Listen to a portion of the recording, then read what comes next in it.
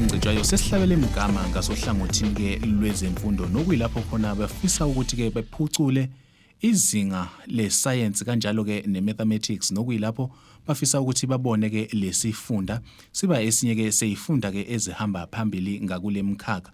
Ingakho ke uqalo ke uhlelo oluzolekelela ke abafundi olumahamba nendlwane nokuyilapho khona ke ngempela kuzokwazi ukuthi ke kushintshe izinga ebekade ke kufundwa ngalo imathematics kanjalo ke nescience. Siyafisa ke ukuthi sikhulume kulolu hlelo oluxhaswe abakwa Jack Motors abahambisana ke nenhlangano ke eziningi ikakhulukazi ke ezakheleke wona ke lomkhandlu ko Richards Bay esingabala ke oFosco kanjalo ke nezinye ngempela ke inhlangano ke ezithinta ke imisebenzi yobunjiniyela njengabo Sasol. Kodwa siyafisa ke ukuthi kulolu hlelo sibathole uma ngabe sithi ke abakhulume. Ngirepresenta uHalfway JAC Motors eMpangeni sinama dealership awu3 ke in KZN eyodwa la eMpangeni enye iseThekwini enye ise Potchefstroom ama JAC Motors lawo under uHalfway. Lokhu esikwenza namhlanje kuthina one ukunikela back to icommunity ekuyiyona eseseka kakhulu ngoba iyona ethenga imoto zethu iyona esixhasayo.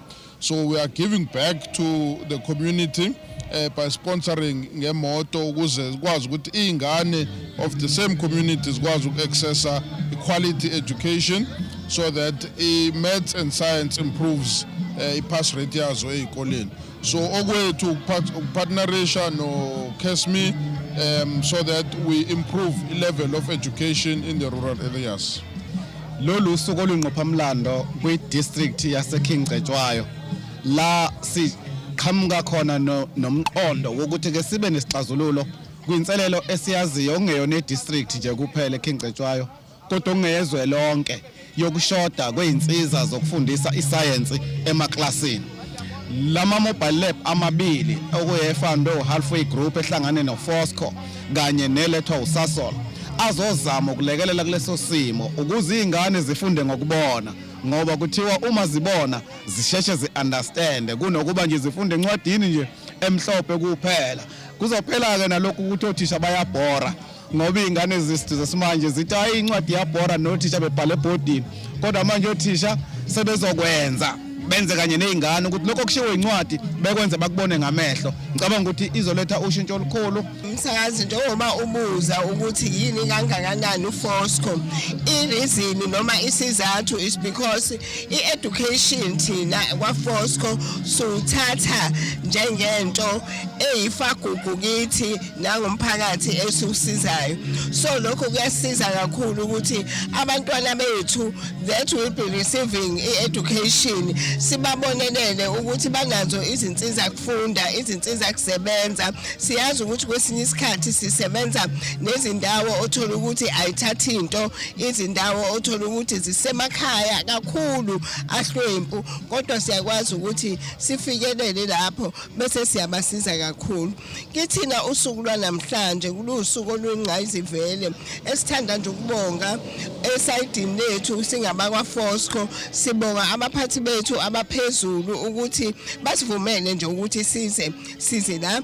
Okwesibili sazi ukuthi indlela esisazoyithatha with uHalfway with uKESME uFosco siyazi ukuthi it will lead us to a better future yabantwana ikakhulukazi iscience nemathematics okuyiyona kumanje esekufana nesilwane ebantwaneni. If I may put it ngolimi lwasemzini oluthi imonster ngoba if you talk about maths and science abantwana babona be-refrain abafuna tourism bafuna life orientation kanti inkinga ukuthi ayikho into eseduze elula yokuthi bakwazi ukuthi bafunde le maths and science. Ukuba lana eKZN ukuzisa the program that we have brought is going to help rural schools kakhulu that do not have science labs or ezingena exposure to any of the experiments that are supposed to be done in the school level. So we are really proud ukuthi sikhona lana to be able to offer that support to the district and to the province at large, because with that will help us even to contribute to the global economy, not only in our country but globally, ngoba we need a lot of engineers, scientists, technologists, everyone who can contribute into this programs. So Science to Go started with the concept that we needed to bring science and maths to the learners. We in the automotive industry have a role to play in terms of changing negative perceptions with science and maths. And the only way you do that is by taking it to the classrooms. And what this concept does, it takes a qualified teacher into the classroom with an existing teacher. It provides tuition in maths and science, and it upskills the learners at the same time. But more importantly, it makes science fun. And many of these learners have never touched or seen science in their lives. They look at a textbook and that's how they think science is, and that's not the truth. Science is about practicality, and this is what Science to Go does. And I'm so excited today because we are launching another Science to Go, and we are making a difference in KwaZulu-Natal and the rest of South Africa. Maths and science iyona eyoqala esetshenziswayo ukwakhiwa ukukhiqizwa kwemoto, because manufacturing a vehicle demands ukuthi umuntu abe ne-qualification yaka-engineering, which involves maths and science. Ukukhanda imoto, also mechanical engineering, you need that qualification, maths and science. So kuningi by thina involving or giving back to the community those individuals abenzile those specific qualifications with-engineering, bazokwazi ukuthi baqasheke in either manufacturing imoto or bakhande zona imoto. Ukukhanda ke requires that knowledge and qualification, maths and science. Silindeleke njengokhazime ukuthi ama learning outcomes kwi maths and science kule district ashintshe kube nomahluko, kuye ngokuya kuphela lokho sikuzwayo okuyikukhala okukhona ezweni ukuthi izingane ezenza mathematics ziya ngokuya ziyancipha. Silindele ukuthi kulezi ikole la sinalama mobile labs amabili khona, kulezo kole izingane ezenza maths and science zinyuke, nothando lwe maths and science lunyuke luye phezulu, kanjalo nama learning outcomes kusho ukuthi ama results anyuke aye phezulu. Kulesi sikhathi nje okusihlukumeze kakhulu ukuthi nationally uma sekumenyezela ama results aka matric iminyaka lena u4 edlule asikaze seqe ku 35% kwi physical science, abantwana abaphasa ngaphezulu ka 50%. Iyasikhathaza kakhulu leyo.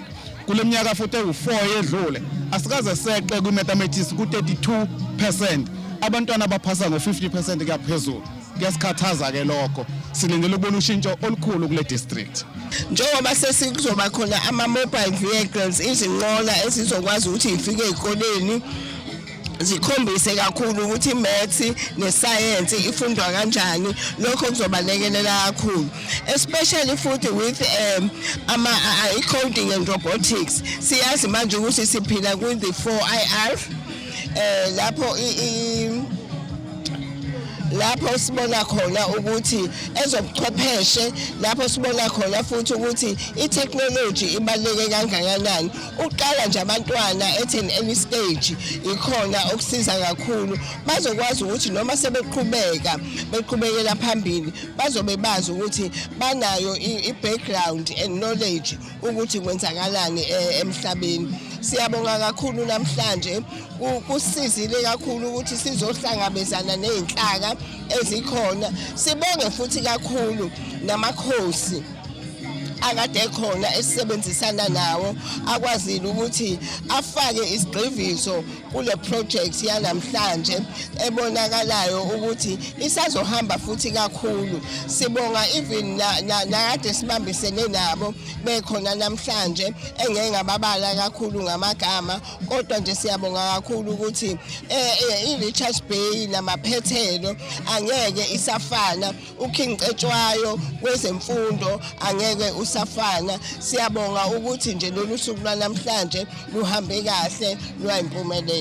Into engathanda ukuyitshela abantu ukuthi u-Halfway JSC Motors is here in KZN, is ruling KZN in terms of sales.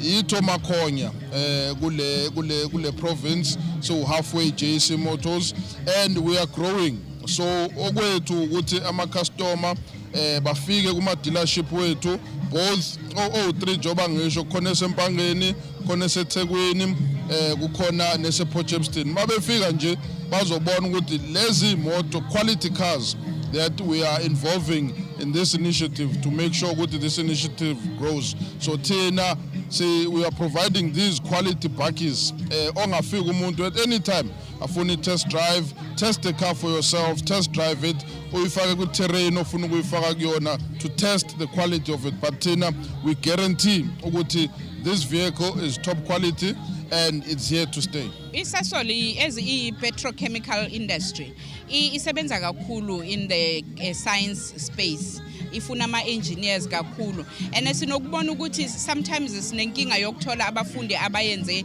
lezifundo kakhulu kwi mining and ngoba kuma plant wethu ama operations wethu ase Secunda nase Sasolburg sidinga ama mining engineers sidinga ama technologists so that is why kuma programs wethu as supporta i South Africa yonke ikolo zonke sidinga abantwana abane interest kakhulu ukulandela ama STEM subjects kakhulu nama technical subjects ngoba sifuna ukuthi kube khona nama artisans labantwana bakhona ukubona ukuthi you don't have to be an engineer but you can also be a plumber, you can be a welder, you can be a mechanic ungayenza zonke lezo zinto so sifuna nje ukuthi bayazi ukuthi ama opportunities akhona eSasol and mara sifuna ukuthi ama opportunities esinawo bayenze lezi zinto esifuna ukuthi siba support kuzo bazoba ready.